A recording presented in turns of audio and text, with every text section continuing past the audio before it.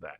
But a lot of these people, it's because people are in denial about China, and I get it in part if you're in the skeptical of American institutional sources, and there's every reason in the world to be so skeptical. That has led them to just discard every criticism of China, and they've done so mistakenly. China's not shifting from a voluntary draft to a forced draft because they have popular buy-in from their own people. They're not engaging in a lot of the things they're engaging in unless there is major domestic unrest in China. And people forget revolutions don't come about by promising people something they've never had. Revolutions come about because somebody loses something that they have had. And in China, they've grown accustomed to progress and prosperity for the last quarter century for the working and middle classes of that country. Another relative, I mean, their GDP is still way below like Mississippi and so forth per capita, but relative to where they were, when Mao was busy starving them to death for about 25 years and killing 70 million plus of them with his horrendous policies. Can you imagine? You're China and you're like, well, we'll tell the world, we'll go back to Mao's policies. Good luck with that. I was going to make the joke that if China has one benefit, that it doesn't mind killing off a massive portion of its population. But that's its real message. I mean, frankly, that's the subtextual message. Not only that, they were actually spreading signs saying to eat bitterness. You're going to, in the name of pride, you're going to work more and earn less. The rebellion was so quick and so loud, even in hyper-controlled China, that the government had to put out a message to take all those message boards down. So, Xi's got all kinds of internal issues. He's trying to purge parts of the military because they're rebelling against him. Look, if you follow China in enough detail, you understand that a command and control economy trying to use tariffs and other protectionist policies to steal the world's wealth could only last as long as America stayed asleep in a slumber. America no longer is. Trump sure as heck ain't. What does that mean for them? It means they've got nowhere else to go. They have not built up a domestic consumer market. They deliberately chose not to. They imposed capital controls to constrict it. And what they did instead was tell people, hey, take all your money, put it in this housing Ponzi scheme, and you're going to be rich for forever because everybody knows Chinese real estate just goes up because that's all it had done for 40 years. But that's because it started at such a low bottom set by Mao from mass murdering his own population with everything from the Cultural Revolution to the various, 5-point plans, 5-year plans that end up just 5 years of killing 10% of your country over and over and over and over again, which is what he did. I think that is, in fact, their message. The problem Xi has is the Chinese public no longer accepts that message. And that's where he is in trouble. That's why he's getting rebellions within his own military that don't want to wage war on Taiwan or use military adventurism to escape his policy failures. In terms of, he was supposed to restore the economy post-2008 to a more balanced, diversified economy that did not depend on global trade and the construction and the housing boom in order to sustain Chinese wealth. He failed. He failed at both. And now his only cover is to save face. That's his priority, to say we're bringing Mao back? That's unpopular in China. It's unpopular globally. And it is highly unlikely to be successful. The only concern is that we may be so successful at causing political change in China that Xi or hardline elements decide that military adventurism is their political exit route out of their economic disaster they're creating. They are in a huge... Go look at Japan, 1985.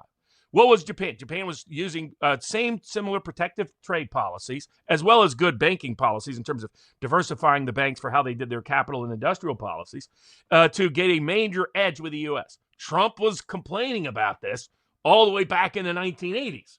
He was complaining about Germany, complaining about Japan, saying this is a disastrous policy. It's going to hurt American security, hurt American workers. All of his predictions ended up dead on right. All the so-called economic experts, the Peter Schiffs of the world, were wrong, and wrong again. That's all they're good at, and especially the neoliberal economics school. And so Trump realizes that. So what do we do? In 1985, we did the Plaza Accords. What did that do? It brought U.S. dollar down, made the Japanese yen go up. Guess what happened within 5 years? Japan's real estate bubble busted. What has happened with Japan? It has been stagnant for 40 years, 35 years now. Stagnant for 35 years. Just flatlined economy because they couldn't afford that change of tariff policy, directly or indirectly, which can often be currency policy, and they couldn't afford their real estate bubble. What does China have? Relies on their currency manipulation and a real estate bubble for their current economy. They could end up, and they've got the same demographic problem that Japan had and has, because they followed the insanity of George Soros and Bill Gates doing, and on all these Malthusian cultists, as George Gammon calls them, doing a one-child policy, so they don't have a replacement labor force in China. They actually have negative net population growth in China. I mean, they've got disaster, and it's not something they're well equipped to get out of. And right now, all they're doing is talking big. And Trump doesn't really want China to cut a deal. Trump wants to decouple from China and restore America and restore America's idea of America, not the Chinese version of America.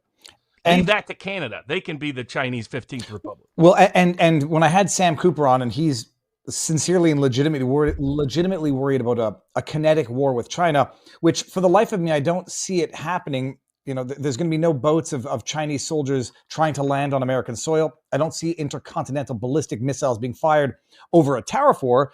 There will be some potential immediate short-term hardships to go through, but it's interesting. I do see this being as a formal decoupling, and China's going to have to go worry about what happens when they no longer have American dollars buying their shitty products that nobody needs and the rare earth minerals that we can get from elsewhere. So let the process begin. And China still depends on the rest of the world for essential goods, including their food. Not just their wealth. They depend particularly on America for their food.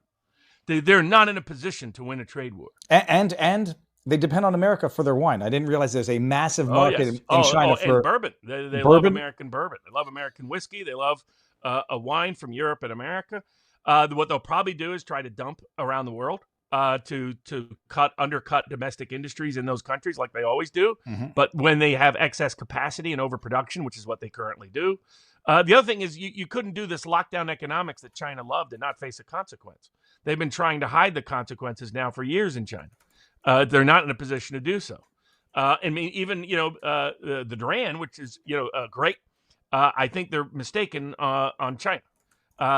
China's in much deeper trouble than is being acknowledged and is being recognized. And it's, I think, because people haven't taken a step back and looking at all the historical data and evidence we have to know, okay, how is this going to progress and proceed? People like Phillips and others, people like Jean Le Carré, were warning in books turned into movies like Russia House, but that was written before the collapse of the Soviet Union, was that, in fact, the Soviet Union was not in a sustainable position and would collapse. And a lot of the Soviet apologists said, oh, no, that's not going to happen. They're doing great. Look at how they've continued to boom and so on and so forth. And it turned out they were a little bit wrong, and the Soviet Union collapsed. You could have the same thing with the Chinese Communist Party. It could truly collapse if it continues to try to take away the benefits from its working and middle class by saving face of the Communist Party rather than saving the lives of its own people. And I think, frankly, given the history of the CCP and their endorsement of Mao, their current endorsement of Mao publicly and globally from their foreign affairs office, that tells you that they're trying to choose the former option. And then what did that do for the leaders of the Soviet Union? All it did is precipitate their demise.